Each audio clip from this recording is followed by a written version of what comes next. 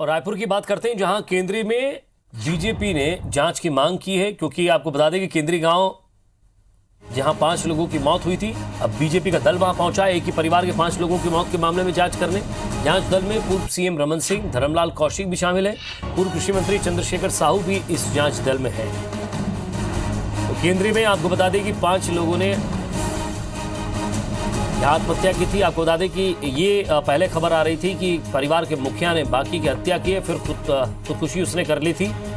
अब ऐसे में बीजेपी ने 5 सदस्यीय दल बनाया और ये जांच के लिए पहुंचा। तस्वीरें आप देख रहे हैं। ऐसे में बीजेपी के इस जांच दल पर कांग्रेस ने भी कटाक्ष किया है। गृहमंत्री ताम्रध्वज साहू का कहना है कि बीजेपी केवल इस पर राजनीति कर रही है।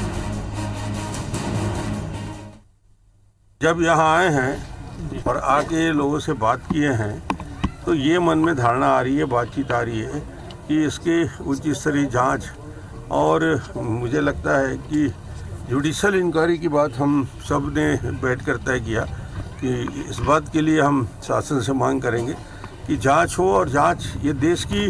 मन में शंका भी है।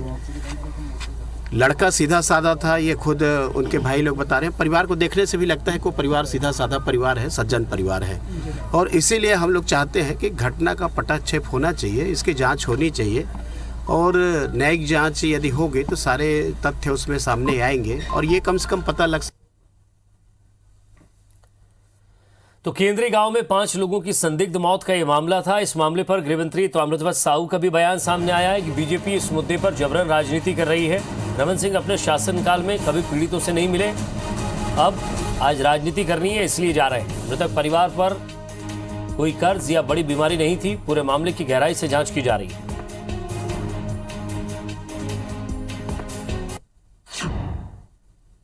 राजधानी से लगे ग्राम केंद्री में पिछले दिनों एक परिवार के 5 लोगों ने जो है सुसाइड कर ली, और इस वक्त हमारे साथ गृहमंत्री ताम्रध्वज साहू जी हैं। भाजपा का आरोप है कि वो कर्ज से लदे हुए थे। ये आरोप कैसे देखते हैं?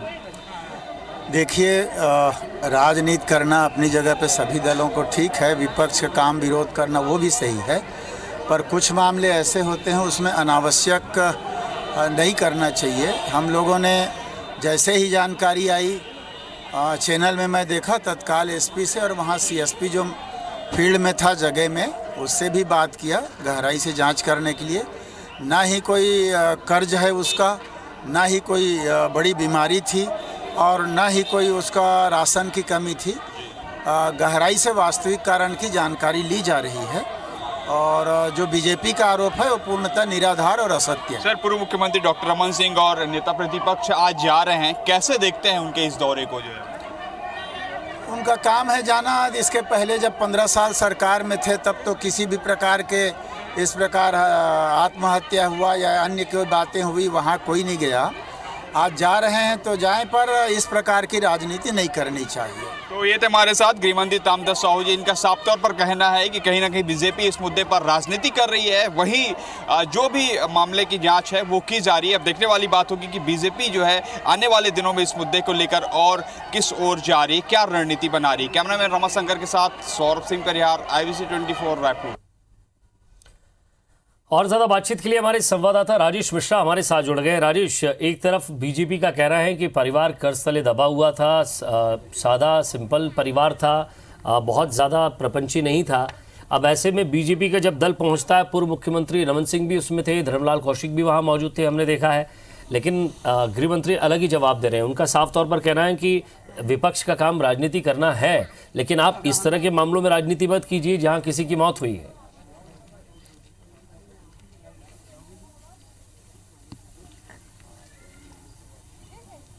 जी बिल्कुल, इस मामले को अगर बात करें तो इस मामले को लेकर सियासत पिछले 3-4 दिनों से गर्म है, और आज भारतीय जनता पार्टी के जो वरिष्ठ नेता हैं, जिसमें रमन सिंह थे, धर्मलाल कौशिक थे, चंद्रशेखर साहू थे, अशोक बजाज थे, सांसद सुनील सोनी थे, ये तमाम लोग केंद्रीय गांव पहुंचे। वहां पर उन्होंने मृतक के परिजनों से बातचीत की, गाँव वालों से बातचीत की, और ये जानने की कोशिश की कि आखिर ऐसी क्या वजह थी कि कमलेश साहू जो है वो सीधा साधा व्यक्ति था, कोई इसमें बुराई नहीं थी, किसी प्रकार की कोई आर्थिक संकट की स्थिति से नहीं जुड़ रहा था, तो फिर आखिर ऐसी क्या वजह हुई कि उसने अपनी पत्नी, माँ और बच्चों की हत्या आत्महत्या कर दी और उसके बाद खुदकुशी कर ली।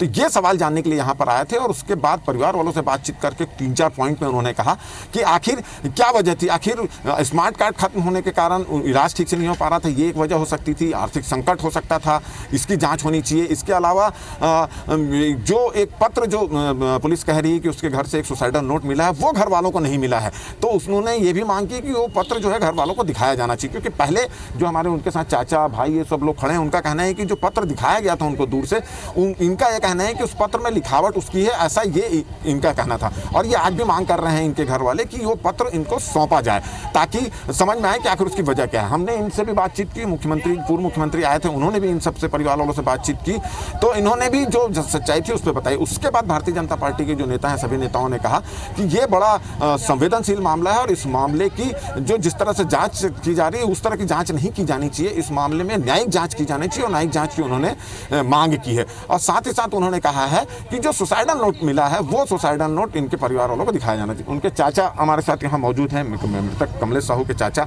आपसे रमन सिंह जी की बातचीत हुई, क्या उन्होंने बोला? और आपने, और एक चीज़ और है, परिवार वाले ये चाह रहे हैं कि उनके साथ जो हो गया सो हो गया, मगर अब उसके परिवार के लोगों को उचित मुआवजा इसमें मिलना चाहिए, सरकार से वो मांग कर रहे हैं। तो क्या आप लोगों ने उससे उनकी बातचीत हुई और क्या डिमांड रखी आप लोगों ने? हम लोग कहे थे कि मतलब अभी तक शासन से कोई मतलब सहायता राशि नहीं दी गई है इनको। अभी जो कार्यक्रम होना है इनका, तो उसके बारे में कोई शासन से सहयोग राशि नहीं दी गई है। और जो पुलिस यहाँ इंक्वायरी करने आया था वो मतलब 4 गिलास, एक थाली और एक प्लेट, एक लोटा लेकर गए हैं। और वहाँ पे चाय भी था, उस चाय में चींटी जिंदा था। और पत्र जो मिला है उसका लिखा वो मिला क्या आपको? वो मतलब पुलिस वाले दिखाए थे, उन्हीं को मिला है, मतलब हम लोगों को नहीं दिखाया नहीं आपको? नहीं, बाद में दिखाए। लेकिन वो राइटिंग मतलब हमको उसका राइटिंग इस टाइप का समझ में नहीं आ पा रहा था पूरा। क्या चाहते हो आप लोग? आप उसके भाई हो, क्या चाहते हो आप? क्या बताएं सर, समझ नहीं पा रहे हैं सर। क्या चाहते हो? जांच अच्छी होनी चाहिए। हाँ, जांच अच्छी होनी चाहिए। तो आपने सुना कि अभी जो घर वाले हैं, उनके जो भाई हैं, चाचा हैं, पूरा कार्यक्रम उनको निपटाना है, आर्थिक स्थिति इनकी अच्छी नहीं है, तो ये चाह रहे थे कि उनका पूरा जो छोटे भाई का परिवार, उनके भतीजे का परिवार, वो तो पूरा खत्म हो चुका है, मगर परिवार वालों को अगर आर्थिक सहायता मिल जाती तो उनका कार्यक्रम बहुत अच्छे से निपटता। तो कुछ मुआवजे की मांग यहाँ पर कर रहे हैं और बात करने की स्थिति में नहीं है।